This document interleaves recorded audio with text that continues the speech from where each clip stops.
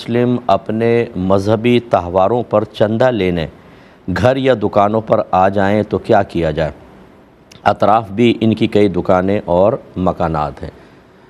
دیکھیں، پہلی بات تو یہ کہ کسی کے بھی مذہبی تہوار میں بغیر کسی شرعی عذر یا مجبوری کے شریک ہونا، خوشی کا اظہار کرنا، یہ انسان کو دائرہ اسلام سے خارج کر سکتا ہے، کیونکہ مذہبی تہوار میں عقائد شامل ہوتے ہیں اور یقیناً غلط عقیدے کے اوپر خوشی کا اظہار کرنا یا اس سے راضی ہونا انسان کو دائرہ اسلام سے خارج کر دیتا ہے۔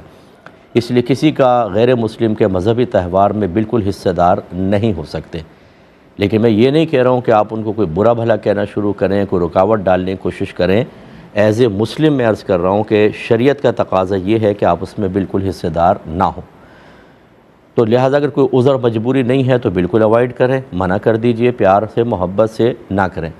لیکن اگر وہاں پر ماحول کچھ اس قسم کا ہے کہ جان کا خطرہ ہو سکتا ہے، کوئی بعد میں مخالفتوں کا خطرہ ہو سکتا ہے، جیسے کہ بعض جگہ ایسی سینسٹیو ہیں کہ وہاں پر اگر اس طرح کی چیزوں کو اوائڈ کیا جائے تو نگاہوں میں لے لیتے ہیں اور بعد میں وہاں پر مسائل ہوتے ہیں۔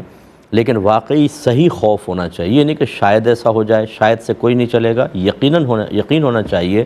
تو ایسی صورت میں پھر صرف کسی مذہبی تہوار میں تعاون کی نیت سے نہیں، بلکہ اپنے آپ کو فی الحال یا مستقبل میں کسی نقصان سے، بڑے نقصان سے بچانے کی نیت سے تھوڑا بہت دے دیا جائے تو اس کی گنجائش نکلے گی اور اس میں انسان گناہگار نہیں ہوگا۔ ایک بچی نے کہا کہ گھر کی سب ذمہ داری ہمارے سسر کے پاس ہے۔